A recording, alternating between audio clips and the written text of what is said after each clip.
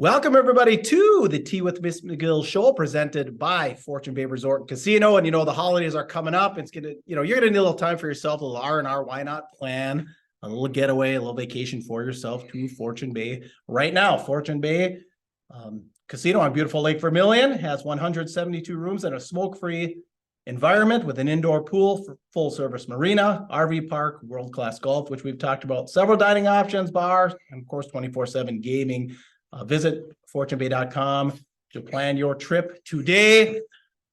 So thanks to them. And like I said, plan your little getaway. The holidays can get stressful, a lot going on. So get some time for yourself, do some R&R. We'll get a room, do a little gambling, get your game on, have a good time. All right. Welcome to episode 69. It is Puka speaking. It is the star of the show, Reed Larson. Did you get your Black Friday shopping in? Yeah, there. I think my wife ordered some furniture for the house. She's been looking at the possibility of upgrading in the living room with the sectional and a couch. So I think we got that on the docket coming. It's on delivery, so it's got a deal through the Black Friday. I think it was more like Cyber Monday stuff. Okay, so she got laid into it, but same thing. But right. Yeah. I hope many of our faithful were about Iron Range Apparel taking advantage of some of the deals over there. How about turkey? Did you cook the turkey? I didn't. No, I'm very, very grateful and thankful that my parents still provide the Thanksgiving dinner over at their house. My wife and I go over there, and I think it's crazy how spoiled I am and how spoiled my wife is. We go over there. My parents cook for me. They're in their 70s. Yeah. They cook, they clean, that we didn't have to do anything. It's like, I feel horrible. Like, well, how can I help? Yeah. Well, my mom's not ready to go with the mantle yet either. She likes doing it, and Christmas too. Well, they enjoy it. My stepdad, Steve, really loves doing the turkey. And so what does he do? Does he do the boil? I don't even know, to be honest with you. I don't even know, because I don't think I'm allowed in the kitchen. Oh, okay. I don't think better yet. Sit down and drink a cup of coffee, watch football. Leave me alone. And he does his thing. And then when you go and you cook, can I wash dishes? No, I'm washing dishes. He washes dishes too. So, okay, dude. You got a great deal. Yeah. Keep it going. I'm very thankful. I'm lucky. Oh, that's awesome. All right. So to start with today, I just want a little explaining to do. My inbox was kind of full after our last show. Where's the interview? So I just kind of want to explain, because fortunately in 2023, we had our best year as far as subscribers. We have many new subscribers. So let me just explain to many of you. So what we do is the Tea with Ms McGill Show. We cover hockey, boys high school hockey, weekly, kind of in Minnesota's Arrowhead region. I say kind of because we hit a little Roseau Warroad, we hit a little Bemidji, we hit a little Brainerd. So from now until the week after state hockey, we will be pounding out a show every single week covering high school hockey. All right. The interview side, we do only 6 a year. So you can keep your emails coming as far as, I'd like to hear this person, or can you interview this person? You keep those coming. But we only do those during the off season, which is April to October, 6 interviews. So along those lines, so if you know somebody who likes high school hockey, they're just busy, they don't have time to go to the games, or maybe they got little munchkins that play and they just don't have time. This is your source. We are a source for information. If you want to know what's going on in the Arrowhead region of Minnesota with high school hockey, we're the source. So if you have ex-teammates, coaches, assistant coaches, snowbirds that go away, maybe their grandparents, they want to keep tabs, please share the show out on your social platform, or copy a link and send them a text. Like I said, a lot, our city's area is growing, because there's, you have more classmates probably, and I do, and you do, and former teammates that live in the Twin Cities, and they live up here and they want to know what's going on. That's what we're here for. That's kind of what we built the show around, is to be a source of information, for high school hockey. So we're an information show during the season. We're an interview show in the off season. So if you can, like I said, share it out, we'd appreciate that. Anything to add? Yeah, by all means, we don't claim to, and nor will we ever say we know everything that's happening up here in the world of hockey. So we do offer many times up, hey, I think I remember this, but in the comments, if you can help us with, was I right on this or wrong on it? Sometimes we think we know what we're talking about, and then we reach for it, and then people are very great. We're very gracious to people. They're real nice. They come in and they throw in, no, I think it was this, Reed, or I think it was this, Puka. Okay, thank you for doing that. We'll correct it on the show the next time. And if you're watching it on YouTube or anywhere else, you're going to see it in the comments down below. There's always people that are commenting there, and we like that you do that. Yeah, absolutely, very interactive, because we don't know everything. We don't do this obviously full time, but I don't even pretend to know everything. All right. So we did have some recent subscribers this week. Angel Ricard, Brad Scott, Chris Elsner, and Terry Dunbar. So we thank you for subscribing. Twitter, we have 97 followers. Instagram, we have 96. So please tonight, right now, hit the subscribe button or however you can do that on those platforms. But I'd like to get to 100 on each. I mean, we're just so shy. So there's a lot of green in what you just said with new people coming in. You got Brad Scott, there's a Rock Ridge guy over there joining in and wanting to listen to the show. And you got Terry Dunbar, another green. It's a Proctor guy. He's got his thing going on, and he's also kind of attached with my alma mater there too. He helps out a lot with Superior and whatnot. So yeah, so appreciate he's in the area. Yeah, exactly. So we appreciate, like I said, everybody that subscribed this year, and that's just kind of some information so you know. And like I said, just get the show out there. We'd appreciate that. It's a season of giving. So if you can give us a share or get us, like I said, even through text of people that love high school hockey, that's what we're here for. That's why we do the show. All right, so episode 69, officially 1 week into the season. We're going to get right into it with our game of the week, brought to you by the Rink Sports Bar and Grill over in Eveleth, just down from the Hockey Hall of Fame. Like I said, it is the season of giving and is the season for their gift card special. So they've started it now. This will run until December 24th. So you can buy a $50 gift card, receive $10 free. Buy a $100 gift card, receive a $25 card for free. And a $200 card will get you a $50 free card. That's kind of like, to me, that's a big fat duh. Like, seriously, why wouldn't you? Yeah. Oh, it's a no-brainer. Yeah. In a time of inflation, this is what you could do. So again, $50 gets you 10 free, $100 gets you $25 free, $200 gets you $50 free. The Rink Sports Bar and Grill over in Evelyn. It's a great stocking stuffer. Great stocking stuffer. Yeah, for great sure. idea. Great idea. All right. So right here in Grand Rapids, a week ago. Yeah, the big matchup. Kind of been waiting all year. Unfortunately, I wasn't able to be there, but Hibbing comes over for a pretty good matchup here. Like I said, Coach Clafton kind of playing both sides, right? The Hibbing coach and now the Rapids coach. What'd you see in that game? Obviously, Grand Rapids came out on top, and like we talked about on the last show, a lot of media, a lot of coverage, a lot of places streamed. It was for media. It was a full building there that night. We had our little spot right in the middle with My 9. I also had Carol 11 and Minnesota Hockey TV sharing the booth with J105, the Thunder, and KZY, and that group that are up there from the radio station. And then you had every different media outlet that news stations with their camera people in there trying to get clips. And there was a ton of people there. And then actually the building was loaded with people. I said it on air that I don't want to try and tell people how many people are here, because the seating capacity inside the arena is like 2,300. That's how many seats, how many people you're supposed to be able to fit in the benches, but you don't take into account how many people are standing upstairs and how many people are standing around the mezzanine that go around it. I would say there was close to on the upwards of the high 3,000 stuff, almost 4,000 people in there that night. That is high school hockey at its finest, right? In northern Minnesota. You can't find that too many places. It was a night where Grand Rapids High School in the city of Grand Rapids wanted to open up and do the ribbon cutting for the newly named Yanmar Arena. Yanmar had some people that they were fluffing up there in the corner. Yeah, I see they had the suite going there that night. It's kind of cool. It's just like a suite that you'll see at a junior team game in a college. Kind of enclosed with speakers so you can hear what's going on out there as well. They got a sink, they got a refrigerator, they got everything that you need in there, and they had all goodies that were kind of put up in there. So they've turned that in to kind of a pretty cool spot for Yanmar to be able to treat people. And word has it that in December, I don't know when if it's going to be our Proctor game or if it's going to be another time, that Yanmar is going to bring in some of their CEOs from overseas. I don't know if really this is true.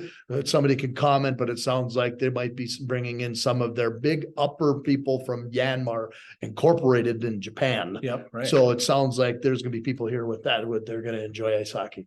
Wow. So, interesting. yeah, but the evening was great. And you touched on this too, as well. Hibbing, this is history for Coach Clafton. He was the assistant coach with Mark DeCenzo and Pete DeCenzo for a bunch of years over in Hibbing.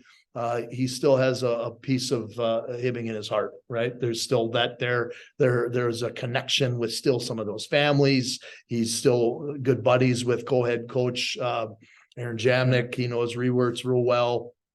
Buddies with those guys, and They also did the little deal there where they had the Johnson family drop the puck, and it was cousin Joe Stayskull that came out and did the ceremonial puck drop there for the family. So there was all of that there. And this was a night where the expectation for everybody, or not everybody, most people in the building is this is a night we want Coach Clapton to get his first Grand Rapids high school win as a head coach. And that's the way it ended. It ended that way. He picked up his first win. Yeah. So it was a success, but back and forth game, there was some good things on the Hibbing Chisholm side. They've got a really talented group there. And I wouldn't get too frustrated with their start at the moment. I think they're 0-4 with the start here. Correct. Well, me if I'm one wrong. and three. 1 and 3. Yeah. Okay. They won one in the cities over the weekend. Okay. So they did win one in the cities. Thanks for correcting me on that. I don't want to be wrong. But they had a tough one against Northfield. And we'll touch on the Cloquet game here that took place last night. They're young, and I'm going to tell people in the area in the Iron Range, be patient with this group. This is Rewerts and Jamnick's team, and all they need to do is keep putting them in the position that they need to and get them playing the way they want to. There's talent with that group, and if they stick with that group, good things are going to happen close to the end of this year. As soon as those sophomores get molded into veterans, you're going to have veterans for another 2 years out of that group, and they are talented. Well, that's what I thought. I thought the second and third period, they played much better as those sophomores kind of settled in, like, hey, we can, all the emotion, hey, what's it going to be like? They kind of settled in, and I thought it was a little bit more back and forth in the second. Yeah. I mean, after Grand Rapids got a 3-0 lead there in the first period, it's like, in figuratively speaking, you have to keep your foot on the gas, and if you get too comfortable, a team that's got pride like that has success winning is going to eke their way back into the game. And they did. They eked their way back in a little bit, showed some flashes here and there, and Tate Swanson scored both goals for him, sophomore kid. Right. Big part of both of those state championships from that group of sophomores. Yeah, he's always the captain. He's the captain of that group. The expectation is he'll probably be the captain when he's a senior. In a couple of years, yep. So anyway, kind of everything we expected. Like I said, great crowd. The Yanmar part. Great matchup. Like I said, the first period, I thought, Rapids definitely was tilted, but the second and third period a little bit better. So anything else on that matchup? No, I just remember before the game, and, as a part of the coaching staff, and Coach Clapton says, this one means a lot to me. This is my former team I used to coach with. Now I'm coaching against them. This is personal, guys. And I know that it's not about me as the coach. It's about us as a group, but let's go out there and do this one hard. Yeah, for sure. If I have to say, do this one hard, please do this one for me. Would you please? That's the way, as a coach and as a team, you can respect the other team, because he has a lot of respect for Hibbing. The way that you can respect the other team is to give them your best effort. Yeah. Oh, totally. All right. So when we did our preseason show here just a couple of weeks back, you had said, I think that Rock Ridge is kind of in that, 4-ish spot, somewhere in the, that they're AA, so it's kind of a new look for everybody as far as where they're going to fit in here in Section 7 AA.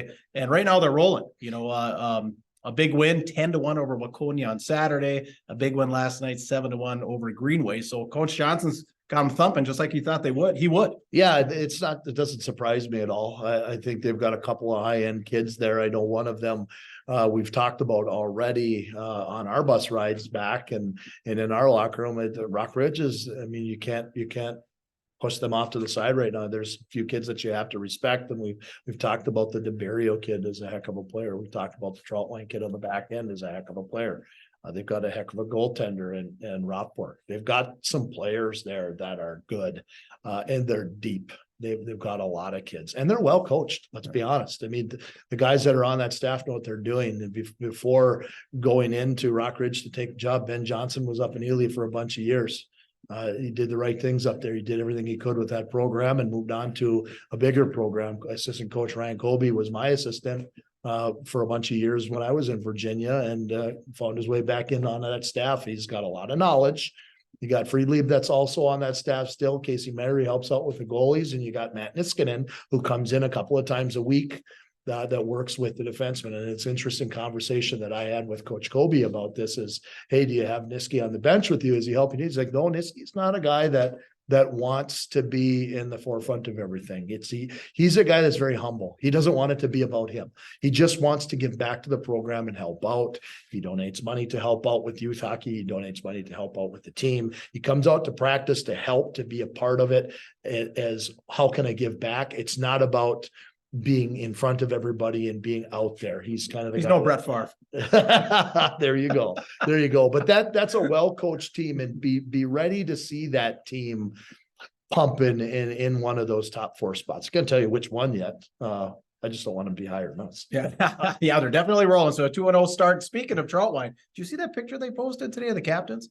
Just Yeah, I total guess gangster. I kind of glanced Holy at it. cow. They Good look looking gangster. dudes. Holy cow. Good looking dudes. That was a made for cheerleader picture, not just the Rockridge cheerleaders, all the cheerleaders in the area. So Good for them. yeah, a few good looking dudes there for Rockridge. So congrats on your captaincy, all 4 of you.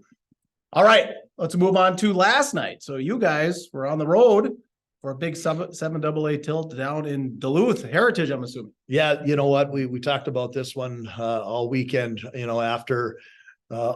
after the Hibbing game, and then, you get a day off and Thanksgiving, and then we have 2 practices and another practice, and then boom, we're right back into an age-old rivalry. And it's an age-old rivalry. And there's a lot of, I don't want to use the word hatred, but there's a lot of this for a bunch of years between Grand Rapids and Duluth East. The Grand Rapids side of things, there's a chip on our shoulder over here in Grand Rapids, because how many times has it been East knocking off Grand Rapids to go to the XL Energy Center? For many, many years it was that. There's the handful of times that it happened over the course of the last 20 years. 2006 and 2007, Grand Rapids found themselves beating Duluth East to go down to the state tournament. Both times they get second. And then into the teens, 2016 and 2017, when Coach Klatt was the coach, they bumped off Duluth East in order to go down to a state tournament. On one of them, they win.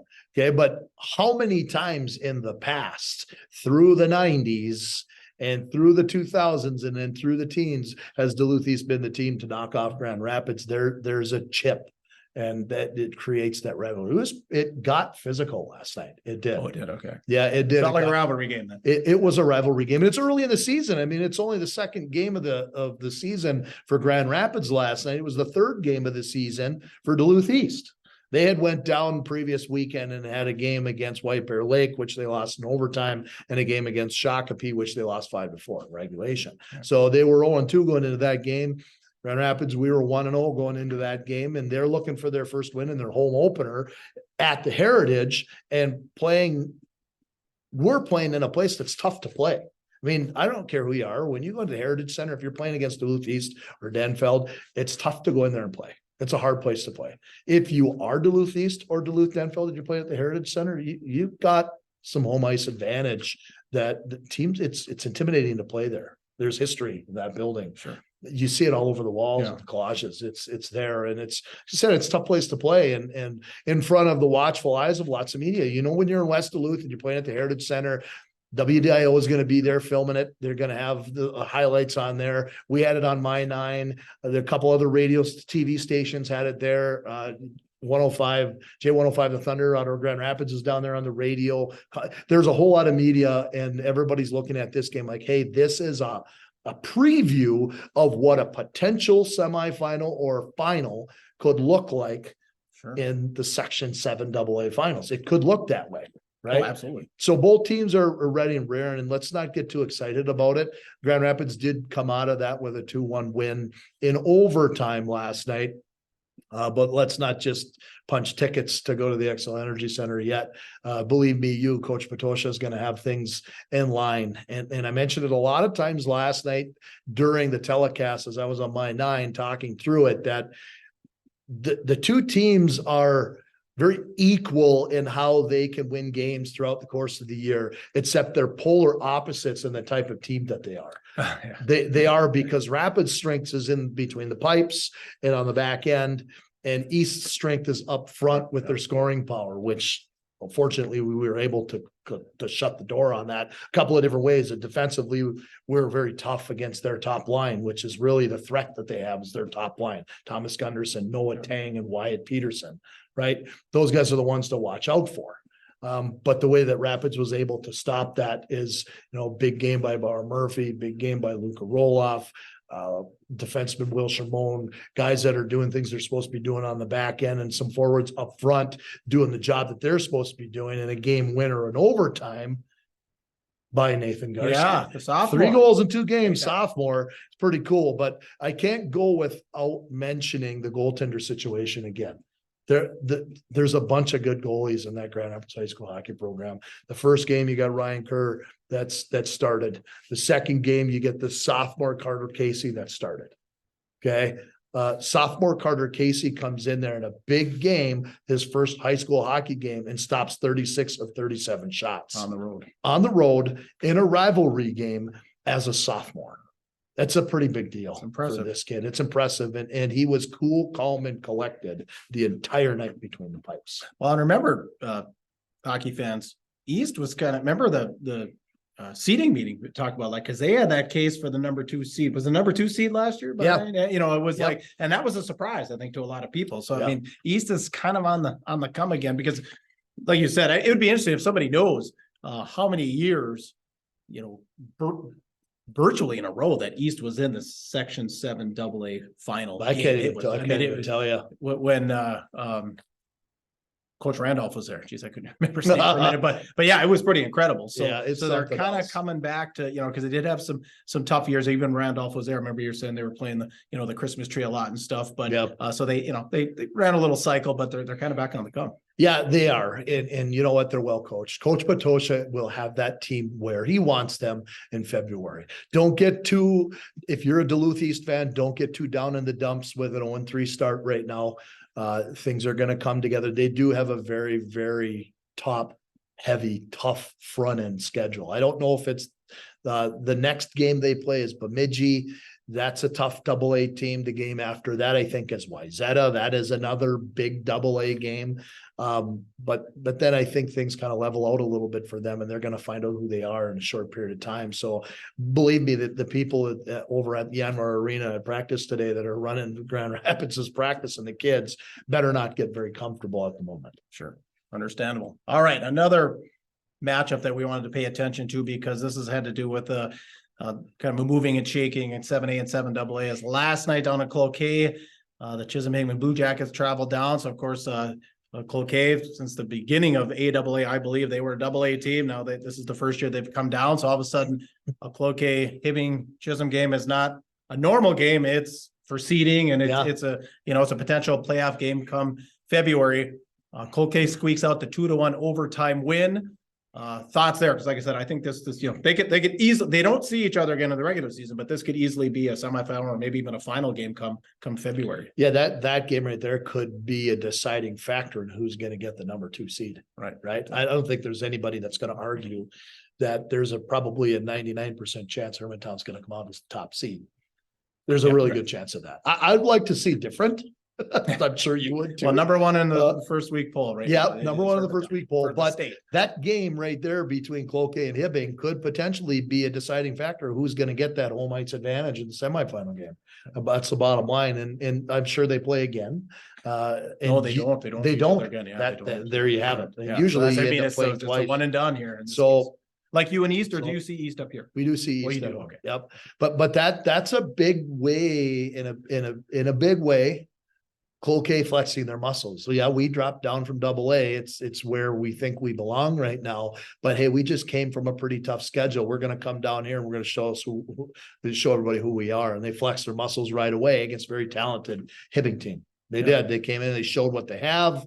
They played tough. From what I heard, I didn't get to watch the game because I was calling another game, but I did hear some rumors about they get very tough, well played, well coached hockey game on both sides. You know what you're going to get when you play against teams that are coached by Shea Walters. You know what you're going to get. You're going to get hardworking. You're going to get discipline. You're going to get emotion. You're going to get jam out of that team. And they got it last night. And I'm sure you got the same thing on the other side of things.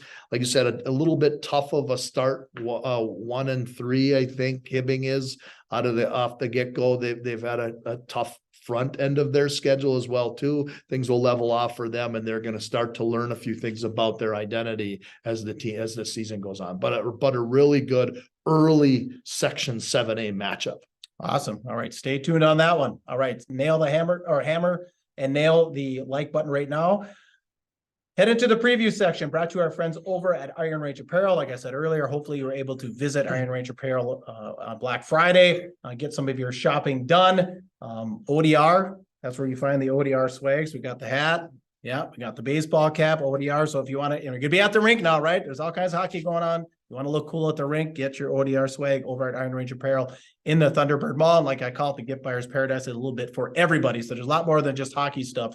But of course, there is a bunch of hockey themed stuff there too. So when it's time to get that perfect gift for somebody, shoot over to the Thunderbird Mall in Virginia and get to Iron Range Apparel. All right. So we're talking, just discussing Duluth East a little bit. 0-3 start? 0-3 start. Big game at home tomorrow. Bemidji Lumberjacks coming into town. Yeah, Bemidji Lumberjacks, they're 0-1 after a 5-1 loss to Moorhead, which was their first game of the season, and I believe that game was at Bemidji. They're going to come to the Heritage Center and play against a very, very, well, how can I say this without using swear words? A very ticked off Duluth East team that does not want to start the season 0-3, and they're ready to get their first win. I think Bemidji is going to come in very tough. Yeah, because you just saw them in a scrimmage. We did, Yeah, and actually they beat us in a scrimmage. You do different things when you're scrimmaging. You're not really all that worried about the score as you are worried about habits, but they did come in and score more goals than we did in a scrimmage. Okay. So they're tough. That's a tough team. They can come into, but I think Duluth East is going to come back after 0-3 start. I think there probably were some things that were taken care of in practice today. I think there was some things that Coach Matosha is going to mix up and switch around. I think you can see a preview of that Duluth East Bemidji game is going to be a big game, and I think East might come out with their first win. Okay, there it is. All right, we'll move on to scores and more from the week that was presented by Aspire Heating and Control, your local Bryan dealer and the official heating and cooling company of your Minnesota Wild. They specialize in gas, electric, and hydronic heating and cooling systems for new and existing and new construction. Residential and commercial installations are available. Their services include forced air systems, boilers, heat pumps, mini splits, and of course they are licensed and bonded. So getting a little cooler. We got below zero. I see the lakes finally froze over. We came back north after being south for the holiday and such, and lakes are frozen over. So if you're having problems with the furnace, these are the people you call. Give Justin a call, 218-999-5957, 218-999-5957. Justin will take good care of you and get that furnace running because you're going to need it. I kind of looking out at the temperatures. A nice day today, but then they start dipping later in the week here. So, all right, the Hammer, Signs of Northern Michigan, going to go play with his brother Grant out there with it. What are they? The Northern Michigan Wildcats? Yeah, Wildcats. Yeah, I think so. Yeah. That's they're getting one heck of a goaltender. He's made a lot of things happen for that world team over the course of the last couple of years in state tournament trips, and has been the reason why that team, not the reason, but a big part of the trio, or the reason why that world program has been so good the last 3-4 years. The other one is Shakopee, and the other one is Pilgrim, which Pilgrim is still there. By the way, he switched his number. We can talk about that. Really? Go ahead. Well, he switched his number. I think he was 18 before. That's the number he always wore. It was, Shakopee wore 19 and he wore 18, and they were always kind of, I don't know. Because they're cousins, or are they uncle? I don't, his uncle or something? I think so. There's something like that. I think so. But he ended up switching his number to number 5, which was his stepfather's number. Okay. He lost his stepdad this past year. His sudden unexpected death, lost his stepdad, passed away, and that was a big part. It's a big part of his life, obviously, and wanted to show respect to that, and he wore that number. I don't know if he's keeping that number all year, if it was just a home opener, he's going to do it. But that was pretty cool. Yeah, to do that. Really cool. All right, congratulations to the Hammer, who is currently a member of the Fargo Force. During your scrimmage against St. Thomas Academy, I ran into a buddy of mine, a fan of the show, Al Dozen. So Al's son, Will, signed with Princeton about 10 days ago, 10, 12 days ago. Ooh. So I just wanted to give a quick shout out to Will. His father, Al's an Evelyn guy, his uncle Dan. Hopefully Dan, I play some Mensley. Hopefully Dan's a listener. So congratulations to both Al and Dan on Will's success. And Mason Garcia, you probably heard, the young man from Holy Angels. I think that was a preseason game also. Yeah, it was a scrimmage fest, I think. Yeah, took that hit into the boards, neck first, but it sounds like he's on the mend. Yeah, he is on the mend. I'm pretty not close friends, but in close contact with Coach Pat Griswold. That's the head coach for Holy Angels. We go way back. He used to take his teams when he was coaching Minnehaha Academy. He used to take his teams up for our scrimmage fest in Virginia. So we stayed in contact. He ended up switching jobs, took a head coaching job at Holy Angels. I ended up moving over to Grand Rapids. We've kept in contact over the years. So just in what I've heard, he was in intensive care for a couple of days. They called the kid Dad. He was like the father of the team, right? He's got this big beard, big burly dude. He's captain of the team. I saw that. And he was struggling, with feeling his legs, and I don't know the extent of spinal cord injury, but there was an injury there. Now he's really progressed to the point where now he's up and walking around. And they actually had him at the rink. I don't know if it was today or yesterday that this picture got posted, but check it out on the Twitter machine, on the X. Check it out on the X, and there's a picture of him. He's holding on to an oar that he got from Coach Fleck and the Gopher football team that was signed. Hey, keep rowing. Keep rolling. Keep rolling, man. You're on the mend. So obviously he's not suiting up with the gear yet, but it's pretty awesome to see. We've seen so many of those spinal cord injuries turn into paralysis for life, and that's a scary deal. Thank goodness that he's on the mend. Yeah, well, I bet you could hear a pin drop in that building. A lot of prayers have been answered for this young man, and many more to hope for. All right, best wishes going forward. Katie's fundraiser, Katie Johnson, we talked about her on the last show, the young lady from Rock Ridge. Sounds like that fundraiser was a complete success, and I actually had a picture I wanted to show. Did you get a number of how much they raised? I didn't, but I just heard it was an absolute success. Our buddy TJ Thomas sent a little moose kit, and I think I saw that went for like 500, I think is what I heard, something like that. But I got a little picture here if I can figure out how to use an iPhone. But I'll show, for those of you viewing, I'll show this, but there's the legend, Frank Klobuchar, in one of the alumni games with a bunch of young studs from Hibbing. So there he is himself. He's got his Frank's jersey. They were on the ice. So, thanks to everybody that put that together. I'm sure they're appreciative. Like I said, last I heard, Katie was out in Colorado now to continue her treatments. So best wishes to Katie. Yeah, for sure. Here's one I just thought of while we were doing the show here. I thought we'd get it in. Coach Evanson. Evanson. Fired. Yeah. Obviously, I think Sunday night. Thoughts? Just what do you? I mean, of course, a lot of people on social media scapegoat this, that. I don't know enough about it, but had to do something. Maybe? I don't know. I'm not in the front office for the Minnesota Wild. I don't know Billy Guerin from Adam. I don't know Coach Evanson, however you pronounce it. I don't know him. I just know that there was a point there when he first got into the job that really liked his style and how he was. Hey, he's calling players out and getting the best and the most out of guys and expecting guys to perform.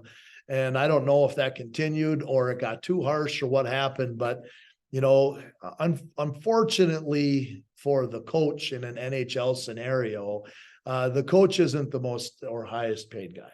He's not. Yeah. They make decent money, don't get me wrong, but they're not the ones that people come to the rink to spend $200 a night to watch and have 20,000 people in the building. They come there to watch Kaprizov. Yeah. And if there's a franchise player there like Kaprizov that isn't seeing things the same way as the coach, or two or three guys that don't like the coach and I'm not saying that's what happened. Right. I'm just saying a point of view here. It's pretty easy for a franchise player to go in and say, things aren't working with this guy, make a change. And either that or, I want to trade. Yeah. They could do that really easily. And I'm not going to say that's what happened. I'm just going to say that it is for some viewers will say, well, geez, that's a scapegoat. Maybe you should go after the general manager. And you know what? The general manager probably has a little bit of cushion here for a couple of years. Yeah. He just got there not too long ago. He needs to be able to make a couple of power moves, but I can tell you, he's probably sitting in front of Leopold. Leopold's going, you have to do something. And I don't care what it is you're going to do. Okay, well, the easy thing for him to do is to just replace. I'm not saying that's easy, No, but right. that's probably the first decision. Right. Okay, I got to get rid of the coach, got to find somebody else. Who knows? There's a lot of people say, well, geez, maybe you should have just ran the year out. And Well, there are a lot of people saying tank because we're Yeah, still got tank the year. the cloud of those contracts with Yeah, Freezy and Suter are still tank here. the year and you got yourself some contract money coming back. When those expire, you've got the chance of getting a first round draft pick if you end at the bottom. Okay, you're not going to just tank the year if you're the Minnesota Wild. Okay, the ownership group and set general managers have to worry about putting people in the seats. It's a business as much as it is entertainment, but it's people's livelihoods too. And these guys that play for the Wild have enough pride to the point where we're not tanking the year. Right. Like we're going to go out there and actually play, and we're going to try to win. So at any rate, I don't know. There's a lot of armchair coaches out there that sit in their recliner thinking they can coach the game. And I got a lot of respect for guys that can coach at the NHL level. And I'm sure he's going to land himself in another position. He'll find somewhere else to go. He's not going to be sitting on his hands for too long. He'll be somewhere else. His style is going to work for somebody. But you know what? Those coaching positions, it's like what happens in the NHL with coaches. For the most part, they get recycled. I mean, you get in one, you pop in someplace else, it's a matter of time before somebody like Tortorelli ends up over here. You know what I mean? And you know, what's interesting. So Boudreau now, Evanson, but Darby Hendrickson, who's been an assistant coach for, I don't know how many staffs. Yeah. He always ends up there, which is kind of interesting. The local boy, played for the Wild, Mr. Hockey, 1991, I believe. Yeah. Gopher for a year or two, I think, before he turned pro. But he just seems to make it work, which is kind of nice for him. Of course, the city's boy, he's living there. But I guess there is you kind of want someone in the room to kind of say, this is what we were doing. Yeah. Maybe we need, breath of fresh air this way or this way. He's always that guy. But yeah, Darb carryover. Yeah, Darb must have a really good relationship with the ownership, the Leopolds and the other ownership group. So that was one thing I found interesting. All right, some scores and more from the week that was. Bemidji, like we mentioned earlier, dropped by the Moorhead Spuds 5-1. Warroad falls to St. Cloud Cathedral 3-2. Ely victorious 5-1 over Kitson County. Roseau 7-1 winners over Thief River Falls. Greenway Falls to Waconia 5-3. North Shore 6-0 winners over Wadena Deer Creek. Brainerd with a 3-2 loss over St.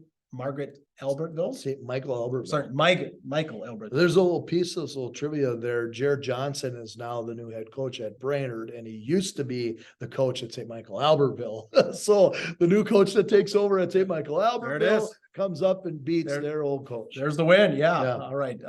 Duluth Marshall pumped East Ridge 5-2. I Falls was hammered by Lake of the Woods 6-1. And the Walleye Scott CFP update is back. Let's hear it. Monday night, 4-1 win for the Hornets over St. Louis Park, and they are off to a 3-0 start. That's actually interesting with the 3-0 start, because if the hockey fans that are out there, I'm also a football coach too, so I'm involved in, a little crossover season. What I always hope for here where I'm coaching is that as a hockey coach, I hope that maybe I have to wait a week or two into the hockey season before I get to be able to jump onto the ice, because I'm an assistant football coach. If I have to wait a couple of weeks, that means that I was down at US Bank Stadium with the football team. So that's what Coach Giles was dealing with a few of his hockey players. Yes, there are such thing as 2 to 3 sport athletes around the state, even at Edina. I don't know all the guys that were there, but I know there was a couple of guys that were on that football team that are going to be a big part of that hockey team. And they literally just got back. Edina was in the state championship game, football game, and they lost to Centennial, I think. Okay. But Giles hasn't even seen those guys skate yet. They've been finishing the football season. Yeah, right. So, and they're still at a 3-0 start with some of those guys. And a year ago, we were kind of chuckling because it was an 0-3. 0-3. So. Well, Giles just the other day now with their last win just hit win number 500. Really? Okay. Yeah. And we put Giles on the hot seat a year ago. Remember? We did. We put him on the hot seat. He was gonna be like Coach Evanson. Well, you know what? I don't care who you are and what league you coached in, whether you're coaching in high school hockey, whether you're coaching juniors, whether you're coaching college or pro. You hit 500. Holy crap! Yeah. Holy crap, have you done something? He's been there. He's a staple of that program. He's had to go through the ups and downs. He's got a couple of state championship rings with a few Hornets on him, but but that's a lot of wins. Yeah. So Oh, a lot of congratulations to him on that. A lot of respect from us to you. Yeah, totally. All right. That's it for episode 69. Anything else? Nope. All right. So please comment. We appreciate your comments. Like I said, we get something wrong. We said earlier in the show, just go ahead and comment. We appreciate any corrections. Leave a review on Apple Podcasts or Spotify if you get around to it. Goatsportsmediallc at gmail.com if you want to contact us personally. Of course, follow, share the show. We'd appreciate that. You can find us under Tea with Ms McGill on Instagram, Spotify, Apple Podcasts, and the Musi app. T McGill on Twitter or X, however you want to call it. And on Facebook and YouTube, search up Goat Sports Media LLC. Merch, as a matter of fact, we're going to be doing some new merch stuff, so keep your eye out for that. Couldn't quite get it ready for Black Friday, but we'll just follow the show. We'll be in on that, but we always have merch, $20 for a t-shirt. And of course, thanks to the greatest partners on earth, the Rink Sports Bar and Grill, Iron Range Apparel, and ODR Apparel, Aspire Heating and Control, Iron Range Goalie Academy, Team Minnesota Hockey. For Larson, I am Puka. Get out there and be your dream. You're tuned to the Tea with Ms McGill Show.